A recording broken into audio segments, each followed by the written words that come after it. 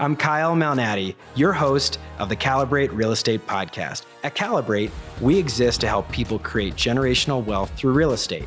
My personal mission is to encourage, empower, and educate you by sharing best practices from business leaders that are proven winners. Broadcasting from the Mile High City, thank you for tuning in to the Calibrate Real Estate Podcast, hosted by yours truly, Kyle Malnati. I have an esteemed guest today. We're going to have a big discussion about marketing. We've got Mich Snedden, who's a real estate agent, but also has a company called FSP Digital. And Mich is really changing some thoughts and ideas about how we market as realtors. A huge part of our audience is the real estate community. And Mich, I'm super excited to have this discussion with you today. And I know it's going to be one that everybody has a great opportunity to learn some tips, some hacks, some different things about how you generate leads, how you deal with leads, and some tools that you are helping all of your online community with. So welcome to the show, Mich. Yeah, thanks. Thanks for having me on, Cal. And I'm excited. I do like to talk, so hopefully I can say some interesting things for your audience. Oh, you'll definitely share the wisdom. You'll bring the thunder. I'm definitely, I know that that's going to be happening for sure. So Mich has been in the real estate industry now for about 4 years and is a realtor, but started to realize that he really enjoyed the marketing of properties much more so than the transaction, which for a lot of us real estate agents, that's kind of opposite. A lot of us really enjoy the working with the client one-on-one and working all the way through the process, but sort of like, loathe the process of generating leads or making cold calls or paying for online marketing. And so Mich has partnered with a lot of agents in really helping them create this platform for when you get a lead, what to do with it. So Mich, let's talk about a few of the different programs that you offer. You've got some webinars too, as a way of introducing yourself to different clients. You've got the listing chain method, and then you've also got a 4-way marketing method. Let's talk about the listing chain first. And when you were introducing me to your concept, you had shared that this is a way to take one listing and turn it into over 500 grand and more in commissions. And so it sounds intriguing. Tell us what we need to know about it. Yeah, so the listing chain method's a concept I came up with. And the idea is real estate agents are constantly bombarded with different marketing options, different things they could be doing. And it can seem like you just have no idea what you're supposed to be doing. And you try one thing and it doesn't work and you move on to the next thing. And the listing chain method, the concept behind that is that the answer to your marketing is right in front of you. It's a listing. That is the gold standard of marketing in real estate. And if you instead focus on marketing your listing and put it at the center of your business and all your marketing efforts, you can use that to, as I said, add hundreds of thousands of dollars in commission and deals and literally grow your business from that listing. And the idea why it's called the listing chain is that you market a listing with the goal of bringing in one more listing and 2 more buyer clients. And that's your goal with every single listing that you get. Then when you bring in a new listing, you market that with the goal of 1 more listing and 2 more buyer clients. And the idea is to create a never-ending chain of clients. And then you never need to worry where your next deal is going to come from. So it's beautiful because already when you have a listing you want to market and do advertising and marketing, this kind of changes the goal so that the goal is not just to sell your home, but the goal is to use the listing as a kind of a marketing lead magnet to grow your business. And that makes a lot of sense to me because getting listings is really difficult. And so once you've gotten the listing, you have basically what a store owner would have, which is inventory. You've got inventory to share out there. And there's a lot of discussions about listings create leverage. And so that makes good sense to me. What I find interesting in real practice, though, is that most of the agents that I interact with, and I own my own brokerage company here, a boutique brokerage called Calibrate Real Estate in Denver. I'm also a practitioner myself, so I'm a player coach. And then I just interact with other agents all across the US. And the average agent, which we know the people listening here are trying to grow above average, they're trying to calibrate, they're trying to make improvements to make sure that they can hit the next level of their career. But the average agent gets a listing, maybe they create a brochure, maybe they do a Facebook post, and it's sort of like, one shot, I'm hoping to hit a home run right away. And if it doesn't work out, they feel like, okay, I can't talk about it anymore. And they feel like I'm going to be spamming different people. And so how do you, how do you maybe debunk that? Because I think a lot of agents are feeling like they've only got so much marketing that they can do off of one listing. Or what may happen in certain markets is that listing goes under contract super quick. And all of a sudden they're like, well, I can't market it anymore. How do you help people create more leads, and how do you help people get this listing chain going with their listing that maybe they're not thinking about? Yeah, that's really, really good question. And the change in mindset that you need here is that a listing is permission for you to do some aggressive marketing in a way that you can't with any other marketing. So with any other marketing, it feels like you're kind of chasing people. Like, I've got great service, use me as a real estate agent, send me your referrals. And it's kind of like a one-way conversation. Whereas with a listing, you have permission to market to them. You have this thing that you're selling, and it's accepted in society that if you have a home for sale, that you're going to market aggressively. People don't get angry at the brochures, the social media posts, the video tours, and all the other different components that you could add into the system. So I think that that's the first change in mindset you need. And then the second question you had was, what if the listing sells too quickly? Well, then what you need to think about is the three different pieces of marketing a listing and three different kind of time points involved in marketing a listing. So you can do marketing of a listing before it hits the market, before it hits the MLS, and I call that pre-MLS marketing. Then there's a whole kind of different kind of marketing you do there that you traditionally see coming soon signs, that kind of stuff. But you can do social media posts, you can do videos, you can do anything you want at that point. Then the listing hits the market, run with your more traditional marketing, but all the other different pieces you can do there. Then when the home is sold, you still have permission to keep marketing that home. You've now sold it as, you can now mark it as sold in, especially if it sells quick. I sold this home in 3 days is amazing marketing. Like, I want to tell everybody if I'd sold that home quick. And usually if you sell it quick, it's going for asking or over asking. So like, if that happens, amazing. Tell everybody about it. Get the message out there. So like, even if a home sells quick, you can still use that as the centerpiece of your business and to help grow your business and add more clients. I found that to be really important with the agents in our own company, especially newer agents. You're oftentimes you're not marketing a listing enough times throughout the process. I think everybody understands the pre-listing market, pre-MLS marketing. We call it pre-release or Yep. first look marketing or whatever. And there are rules. National Association of Realtors here in United States has come up with some rules around that because some people really stretch that process, but you can still do it. You can still do it in compliance. And I think a lot of people understand that. And then they put it into the MLS and it's kind of like, okay, well, that was it. So I love the idea. You can obviously list it. You've got the pre-release marketing. You've got your under contract, next steps appraisal. We've closed it. It closed in X amount of days. Then you can do a client vignette. We do a lot of those in our own company where you're capturing some storylines. Maybe it's a testimonial, could be in Yeah. writing, could be in video, whatever. So there's so many ways. We just identified 5 or 6 that you can Yeah. You one just listing. named a bunch of opportunities. You can kind of see how endless this is. Yeah. And those are just the very kind of simple ones to think about. But people, I don't want to say they get lazy, but people just kind of become content with, okay, we're going to launch it and then that's it. And I think if you're going to market yourself, you need to realize that not everybody's paying attention at the time that you release a property.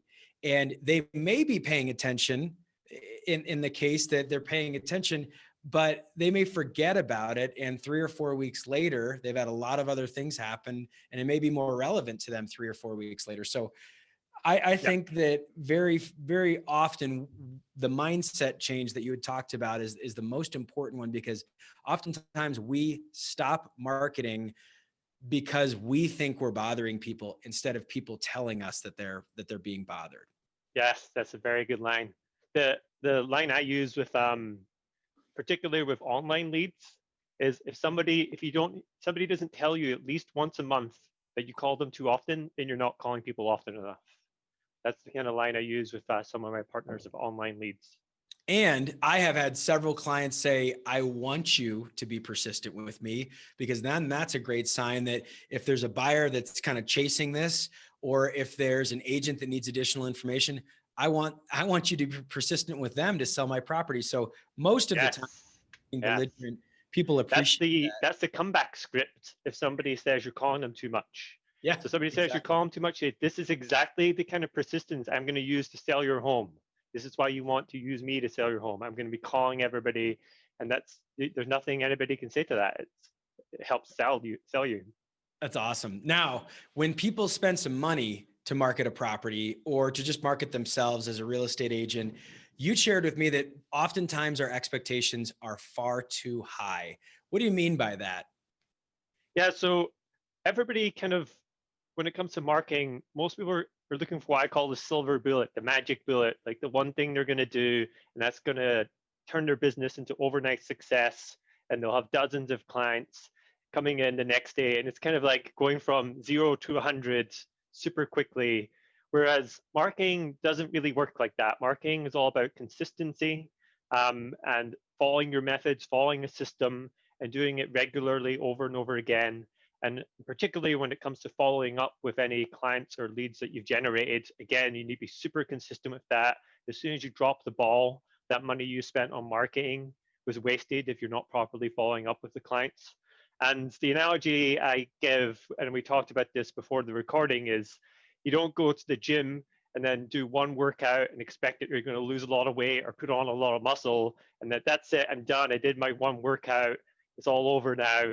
Everybody kind of thinks that way about marketing. Is like, that's not how it works. You have to do it every day consistently, and then eventually you'll see results. It's a long-term investment, not a short-term magic bullet for your business. One of the other magic bullets, or the, silver bullet, or whatever you want to call it, is these online leads. And I think part of it is there's some companies that are very good at getting leads.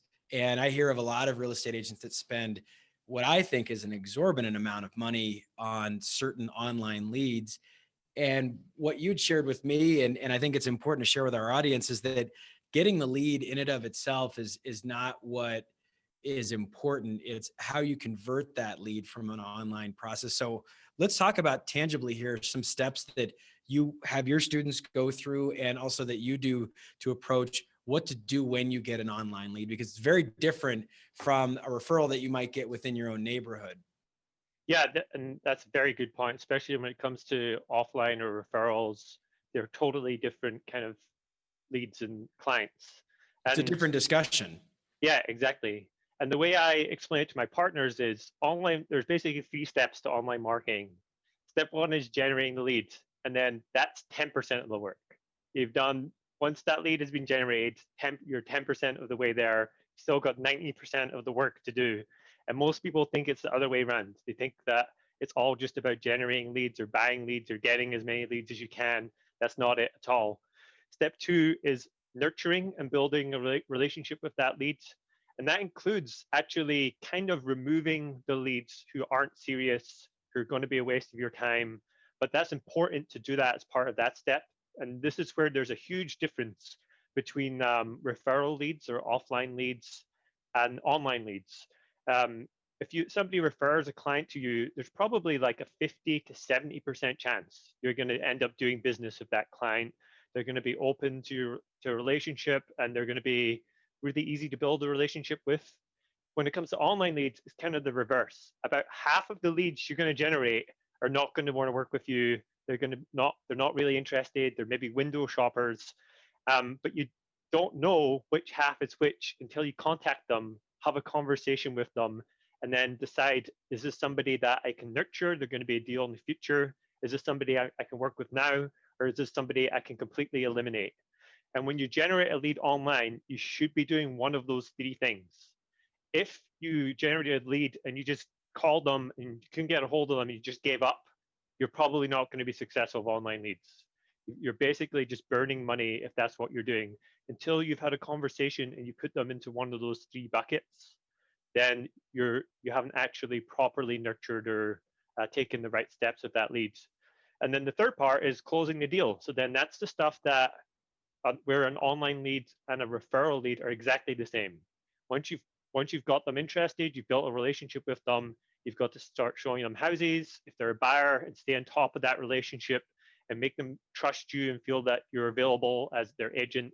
And then the same if they're a seller, you've got to go to the listing appointment, present like your listing appointment, and then go through the entire process of selling their house and building and creating a great relationship. And that's kind of the third step of online leads.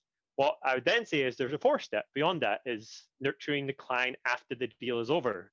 And that's your referral marketing piece. And that's not my specialty, because, and what I say to my agents is at that point, you've got to come up with your own referral system and your own process, because it's not something you should be doing online. You should be sending birthday cards, things in the mail, calling them regularly, and that kind of stuff. It should be just done offline at that point. Of course, you can still do emails and texts and whatever, but that's kind of like how I see online and what I would call offline leads, which are referral marketing. Yeah, it's great advice. And I know at FSP Digital, one of the things that you've done is you said we need to create what a lot of us call a CRM, and you've actually called it an LRM.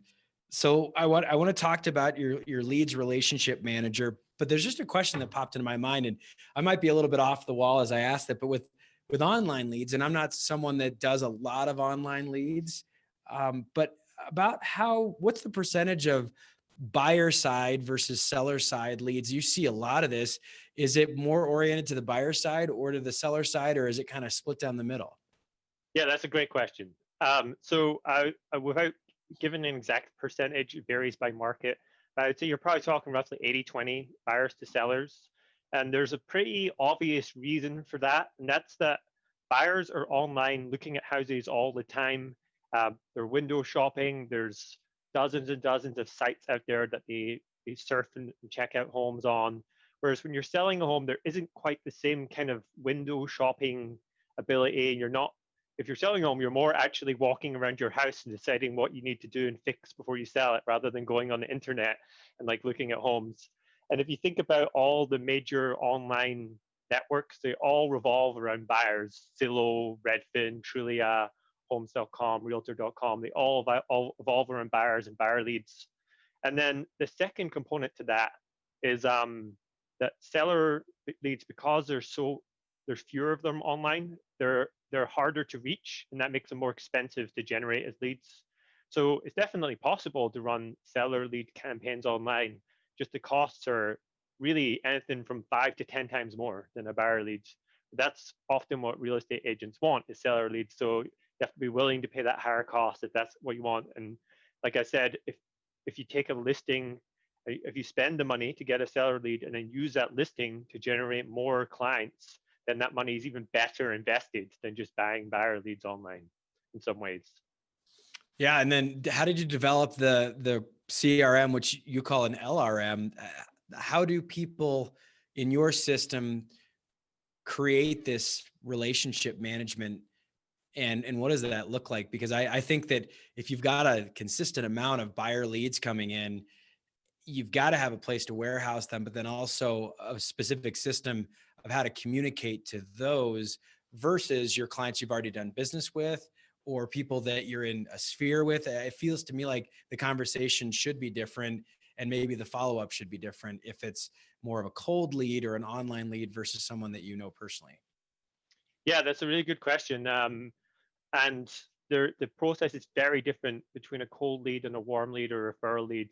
And essentially, when you're generating leads online and they are more cold, I would call them warm in some ways. If you've kind of pre-qualified them and you're not just randomly spam emailing people, you need to be super aggressive with your communication and quick.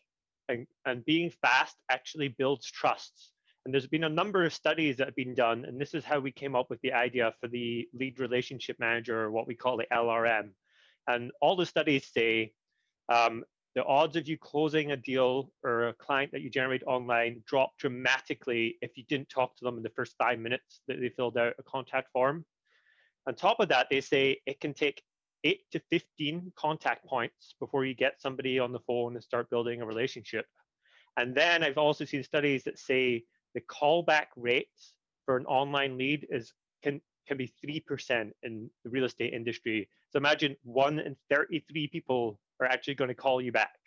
So when you put those three things together, it just means that if you're generating any kind of volume of online leads, you're just going to be spending so much time chasing them. You've got to call them quickly within 5 minutes, which isn't going to happen. Stuff's going to come up. You're going to be busy. Like you have a life to live. You have a family maybe. Then you're going to try and contact them 8 to 15 times. So let's say I send you 10 leads. Now you've got to make 80 to 150 calls. Again, that's just grueling work. And then the third thing is if you call them, they're not going to call you back. So you put these three things together and it's like a lot of people generate leads online and they try calling them and they never get an answer and they're like, well, these leads are crap. Online marketing doesn't work. And so with the LRM, we wanted to build a tool that does all that stuff automatically. So the tool actually sends them an email and a text message within 2 minutes of them submitting a form online. For agents that want to do it, it does a voicemail drop. So we can drop in a voicemail about 2 minutes as well. So now within 2 minutes, they've heard from you from 3 different media points. And then it kind of just gradually sends out texts and emails in a relatively aggressive manner, much more than you would for a referral lead, until the person responds. And so that takes away the 8 to 15 contact points. It's going to do those 8 to 15 contact points for you within a few days, and then it's going to keep going until the lead actually responds. And we actually tested a number of different things. This is something that early on we realized that generating leads is not the solution. As I mentioned, that's the first 10%. And we tried many different things. So the first thing was we sent the leads to agents and they were like, these leads aren't very good. I tried calling them, they're not responding. So then we dug in and we found all this data that I mentioned and we're like, oh, now we know why. And so we hired ISAs and we used ISA teams. We tried 5 or 6 different ISA teams. So we'd send a lead to an ISA, they'd call them very quickly. Even then, sometimes not within the 5 minutes, try and set an appointment with the agent. And it just didn't work. And there were 2 reasons it didn't work. First, it adds in additional costs to the whole process. So now you have to pay the call center and the ISA team on top of whatever you're paying to generate the online leads. And also if I'm paying an ISA team, that's money I could have spent to generate more leads. And then the second thing is the golden rule for generating leads online is get them on the phone and have a conversation. That's the golden rule. You can't try to close online leads just through emails or texts or even voicemail drops. You have to at some point get that person on the phone and have a conversation with them. So when you hire an ISA team, they've called and they've got the person on the phone. It's like, this is amazing because that's not going to happen every time, except they're not talking to the agent. They're talking to a middle person who's setting up an appointment with the agent. And it's like you lost that golden opportunity to have that conversation with the leads and turn them into a client right there and then. And then what happens is they set an appointment and like 50% of people then don't show up for the appointment anyway. And you had the chance at the time and now that chance is gone. So after testing all of that, we decided that we're just going to do it ourselves and like bring it in-house and build our own tool to help with this lead nurturing and follow-up so we can make our agents successful. Because as our marketing company, which we effectively are turning into now, if our agents aren't closing deals, they're just going to leave and stop paying us money.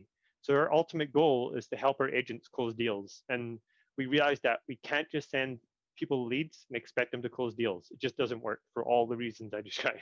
That's the kind of long story behind the LRM tool. I think it's great. And I'm fascinated because it does take, there's an iterative approach to it. There's obviously a lot of calibration when you work through a system like this that you want to be able to scale and bring out to lots of agents. So it makes sense that it maybe didn't work out the way that you thought right away. And that it's quite painful, some painful learnings there. We lost a lot of clients when we tried ISA service. Yeah. And there's a lot of people out there that are pitching the discussion of having inside sales within an organization or through a marketing channel. So I think that's wise that you've seen that as not a good fit and that you're actually saying, no, this tool is actually much better than that. I've got to ask, why did you get into real estate in the first place? Mitch. What was the catalyst? And then when was that point where you're like, I think I like the marketing process a little bit better than, going and showing houses or going to closings or what have you? Yeah, so that's a good question. Actually, kind of explains how I got to where I am today. So, I my background's actually in finance. I'm a chartered accountant, and I moved into the financial analysis space for a while. And I was working with this tech company, so an online software company, and my job was to help their marketing team like make better decisions, understand their data, and create metrics for them. And so this is an online kind of software platform. They're called FreshBooks. So if anybody uses them, they're an invoicing tool. There probably are real estate agents use them. I use them as well for my own business. And as part of that, I had to learn about online marketing because all their sales came through their website because they're an online invoicing tool. Everything happens online. So their website was their sales machine. So, and my job was to help the marketing team. So that meant I had to figure out a little bit, get up to speed and get a better background in online marketing. So I quickly discovered that uh, marketing is kind of a blend of data and analysis and psychology. And I love those three things. So I was really into online marketing. I started building little websites for myself and playing around with stuff. And then at that time, I went through the process of buying my first home. So I never actually worked with a real estate agent before. This was the first time working with a real estate agent and a mortgage broker. And I thought these are really interesting industries where, with a financial background and a marketing background, I think I could do something here and add some value. And my initial thought was a lot of real estate agents struggle to value homes and struggle with the finance and data side, but I love that. So I thought that's how I could position myself in the market. So I was working full time. I started building real estate marketing, a website to market myself, and got my license. And the idea was I was going to run these websites because I understood online marketing, bring in leads, and start doing deals. That was a very simple business model. So I started doing that. At the time, I'm working full time, building these websites, and then trying to service all the leads coming in. And it was a complete disaster, as you can imagine. As I'm sure many of your listeners know who tried it, part-time real estate is terrible. It doesn't work. It's not that easy in industry to just jump in and do it part-time. So it was a complete disaster, and I wasn't quite sure what to do. And I was talking to my head broker, and he said a line which is like lives with me because it basically set the tone for the next 5 years of my life. He said, "You've literally got the opposite problem to almost every real estate agent I know. You've got too many leads and not enough time to service them. Like literally everybody has the opposite problem. They want more leads and they've got loads of time. They just don't have clients. Why don't you refer the leads out to the agents and then take a referral fee, and then they'll close the deals and you can kind of start generating revenue, and eventually you'll have enough coming in that you can quit your job and do it full time." So basically, that's exactly what I did. I started referring the leads out, and it turns out that I like the marketing piece more than the real estate piece. So eventually, when I did quit my job, I decided that that was going to be my business model. I was just going to keep doing the same thing. I don't actually love buying and selling homes that much. So I actually love marketing. And so it was kind of a win-win. And so over the course of I think almost exactly 4 years, I've actually, between myself and the agents I partner with, closed over $200 million in deals. And basically, I probably have not been involved in 99% of them. I might have done maybe 5 million in deals myself, just helping friends and family. But all of them, all I did was the marketing and bring in the lead and refer out to a real estate agent. And then I grew that business pretty big. At one point, I had 12 agent partners that I was doing lead generation for. And then it just became a huge problem to keep track of everything in the business because I wouldn't know how much money I was going to make in any given month because I wasn't involved in the deals. I didn't know who was closing deals, when they were going to close, all that kind of stuff. Unfortunately, a couple of times I had agents who closed deals and tried to hide them from me and not pay me my referral fee. And so all of this combined, I kind of decided to slowly transition out of that business model and into a more traditional marketing model where basically now I just do the marketing piece and I don't do the referral fee. component anymore, just because it felt like it wasn't scalable. And the other reason is that uh, it meant I could only really do deals around Ontario where I'm licensed, and I can't help agents all over North America because you can't pay a referral fee if you're not licensed in that state, is generally the rule. So it also opened up a whole new window. Now I can actually do marketing across North America. And this is all within like the last year, this transition. Well, that's an amazing ride. And I would imagine it's like what a lot of people go through. When you become a real estate agent, you have a certain idea of what will work.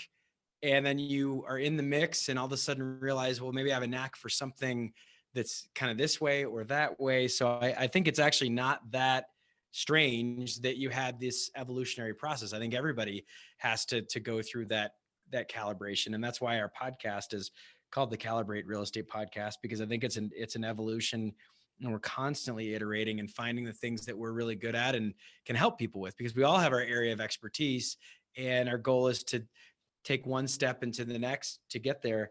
I'd be remiss if I didn't ask this, Mich. How do people get connected with your webinars? I know you've got a couple of different webinars, and that's how we got connected. How do people get connected with your webinars?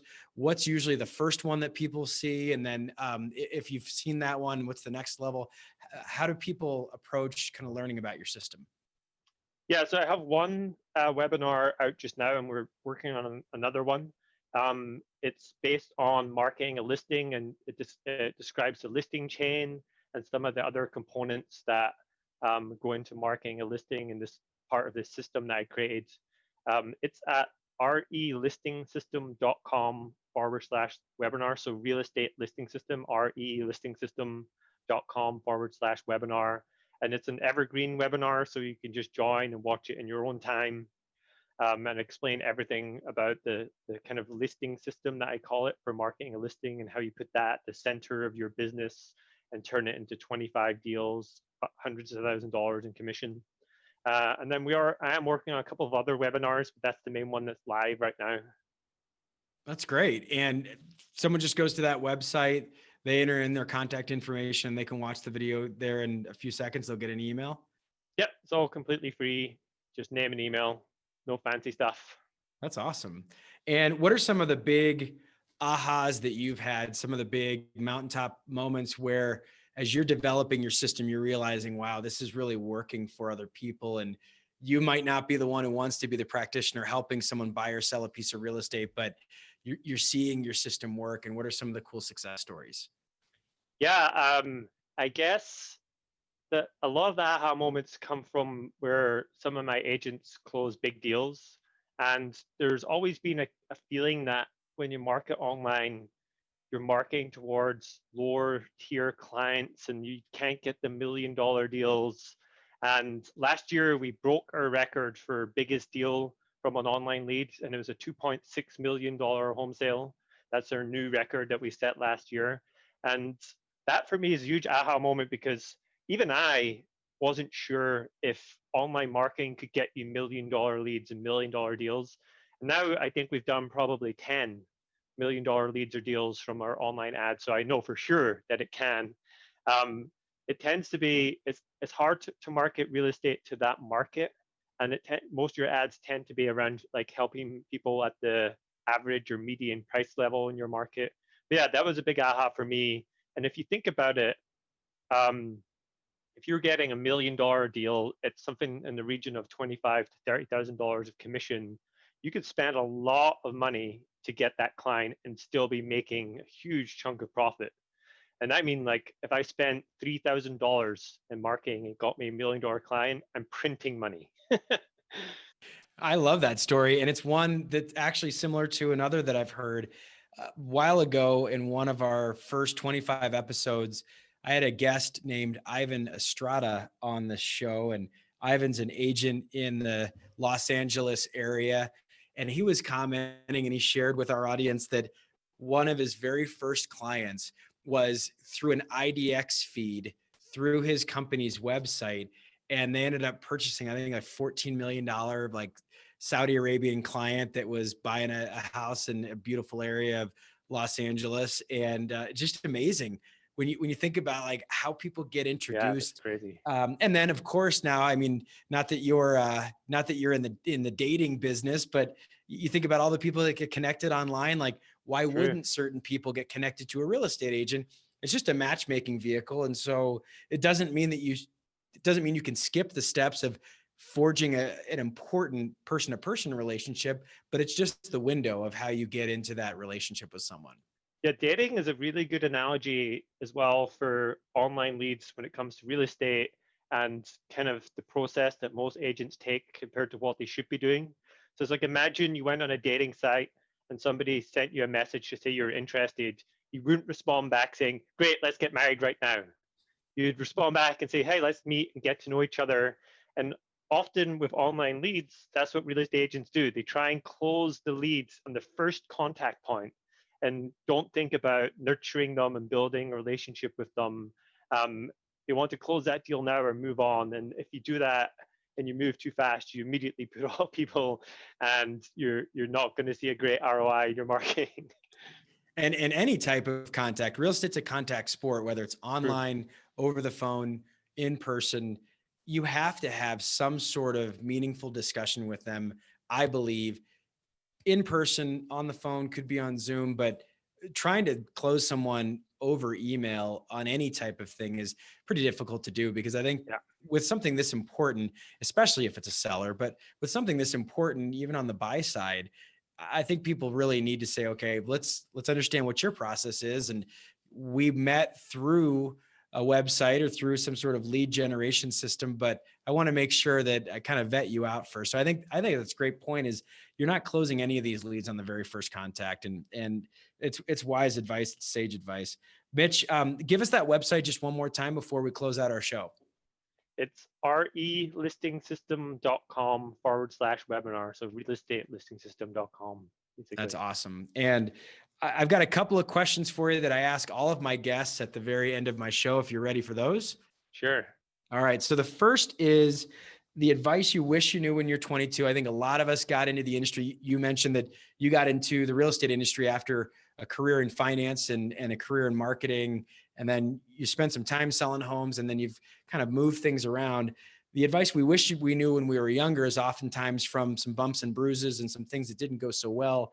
And it's this question, Dear Younger Me, that I often ask all of my guests, and it comes from a song that I really like. And the writer of the song is kind of not lamenting, but thinking about all the things that they've learned over their years. And if they had an opportunity to kind of send a quick note to themselves, maybe they would have avoided some of it, or maybe part of that was part of the journey. So what's some advice that you've learned after working through building a business, and just some things that you think have been really important to your journey?